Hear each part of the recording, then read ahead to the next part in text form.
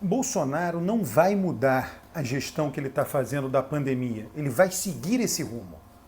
Tá? Tem gente que está esperando, vai mudar, não vai mudar. E aqui vale comentar algumas coisas, né? Essa carta dos banqueiros. Primeiro, né, tem gente bem intencionada na carta que, de fato, assinou a carta. São 500 assinaturas. Né? Ela teve repercussão não por causa dos economistas. Desde quando o saber no Brasil influencia a política, alguma coisa? Não influencia o tanto que as pessoas imaginam. O que influencia a política, que não é política, é ativo financeiro líquido.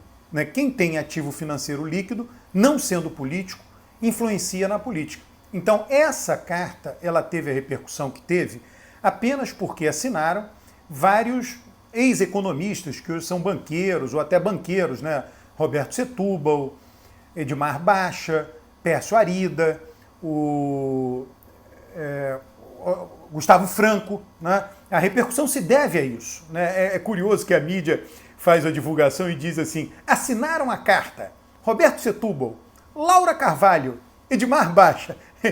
Dão uma tintura, né? Laura Carvalho, né, de esquerda, né, ligada ao, sempre muito próxima do PSOL. Né, mas o que é importante da carta é a manifestação dos banqueiros. Qual a repercussão que isso tem em Brasília? Próxima de zero. Né, existem alguns congressistas, alguns parlamentares que são apoiados por essas figuras. Mesmo assim, hoje a contribuição de campanha não existe, tudo em banco é muito formalizado, então não vai haver o apoio de campanha, ou não há mais, é proibido o apoio que se dava, o apoio financeiro à campanha que se dava no passado, que ocorra agora. Então, mesmo essas figuras do Congresso, poucas, diga-se de passagem, que recebiam financiamento direto de instituições financeiras, não podem mais receber tal financiamento. Como eu disse, tudo no mundo financeiro é muito formalizado, isso não tem a possibilidade de haver algo diferente do que havia no passado, que, como eu disse, está proibido. A outra coisa, Bolsonaro, olha uma carta dessa, ele ri, né? Ele vai dizer, esse pessoal não dá voto, né? Esse pessoal não dá voto, esse pessoal me atrapalha tudo que eu gostaria de fazer. Bolsonaro, em diversos aspectos, não é um liberal como são vários das pessoas que subscreveram essa carta. Então, isso não vai fazer Bolsonaro mudar, isso não tem impacto eleitoral nenhum. Isso tem algum impacto midiático, passageiro, né, porque a carta não vai ser divulgada todos os dias durante a semana, foi divulgada um dia e acabou. Né? Basicamente isso. Então isso não muda o comportamento de Bolsonaro. Não muda em nada o comportamento de Bolsonaro. O comportamento de Bolsonaro foi modificado, aliás, em uma coisa, né? Ele passou a usar máscara em eventos públicos. Foi isso que ele passou a fazer. Né? E eu não acho que ele vá muito além disso, diga-se de passagem. Vai ter a tal reunião, o Centrão já disse, olha, a narrativa de Bolsonaro, Ciro Nogueira disse, a narrativa de Bolsonaro sobre a pandemia foi derrotada, mas nós vamos ficar com ele. É claro, olha, as pessoas têm que entender como se estrutura a política no Brasil. Os deputados do Centrão, eles são muito ligados a prefeitos, eles não são deputados de opinião, não são deputados com discurso ideológico, eles são deputados pragmáticos, eles têm que oferecer serviços a seu eleitorado. É assim que funciona a democracia. Né? Tem que trabalhar, tem que melhorar a vida do povo. E esses deputados têm que levar recursos a vários prefeitos, a muitos prefeitos. E esses recursos têm que estar no orçamento. Então eles apoiam o governo para poderem aprovar esses recursos, mandar para os prefeitos fazerem obras e depois, no momento oportuno, fazer campanha para eles e eles continuarem sendo deputados. Essa é a estrutura da política. Não vai mudar. Enquanto o sistema eleitoral for esse, isso é o sistema eleitoral. O sistema eleitoral nosso, o voto é na pessoa. Se o voto fosse no partido, não seria dessa maneira.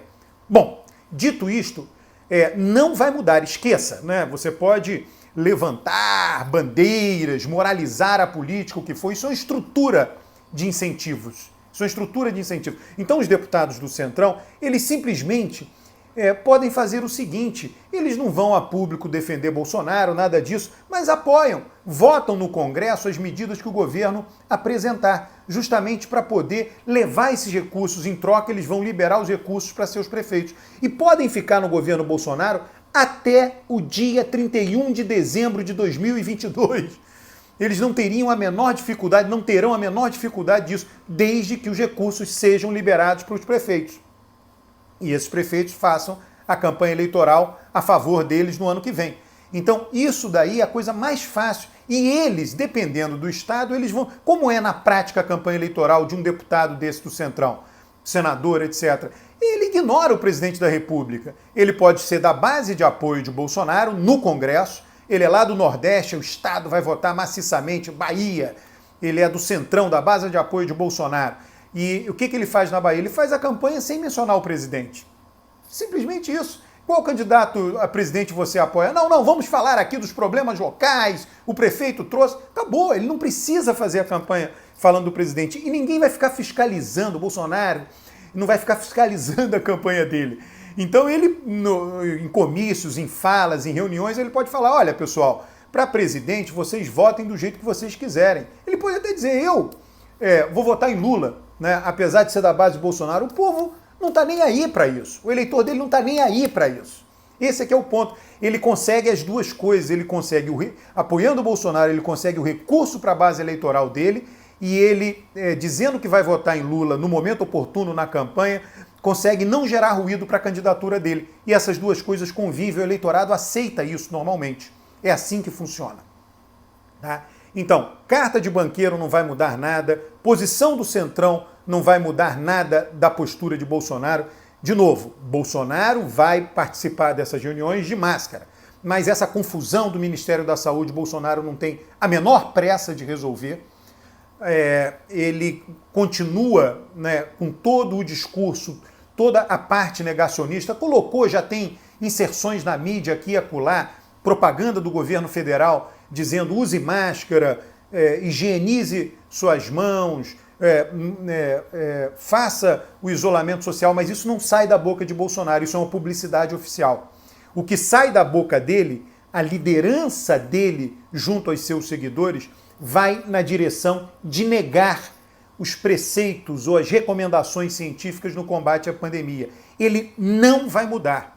Né? E o que tende a acontecer essa situação que nós estamos vivendo, né, de UTIs lotadas, vacinação lenta. A vacinação vai se acelerar. Ela vai se acelerar. Eu vejo ali a diária, quando a mídia divulga a diária, ela estava em 200 mil vacinados por dia. Ela já está maior do que isso. Tá? Então a tendência é ir se acelerando, está tendo compras em tudo quanto é lugar, todo mundo está se mexendo. Então a vacinação ela tende a se acelerar. Mas o discurso de Bolsonaro será mantido. Né? Quem acha? E aí ele segura esse eleitorado dele. Olha, não menospreze isto. 30% de ótimo e bom. Bolsonaro tem 30% de ótimo e bom na avaliação do governo dele. Ou seja, nós que tem 28, 25, né?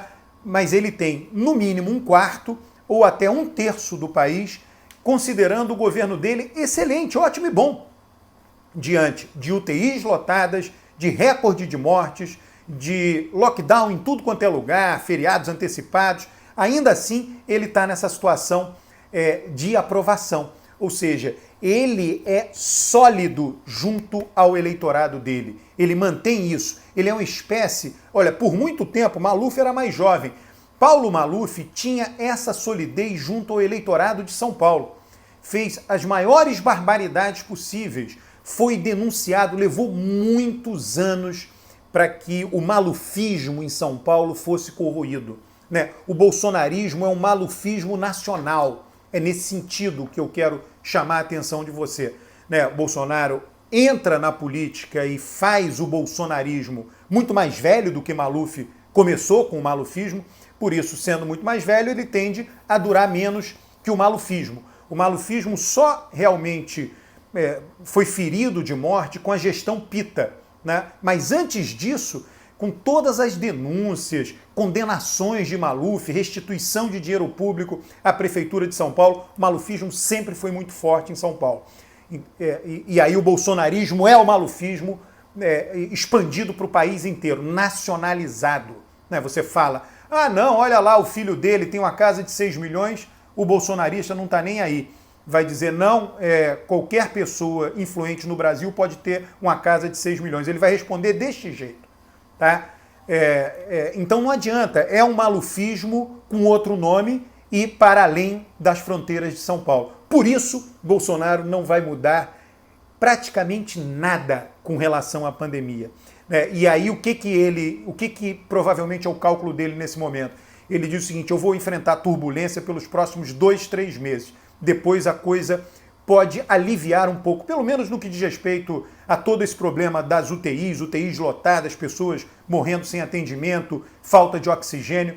Ele vai tentar segurar essa turbulência, né, e ele tem o Centrão para isso durante 2 ou 3 meses. Tá? Então, era esse o recado de hoje. Peço que você se inscreva no canal, divulgue o canal. Esse é um canal de análise política, não é um canal de proselitismo político. Um grande abraço.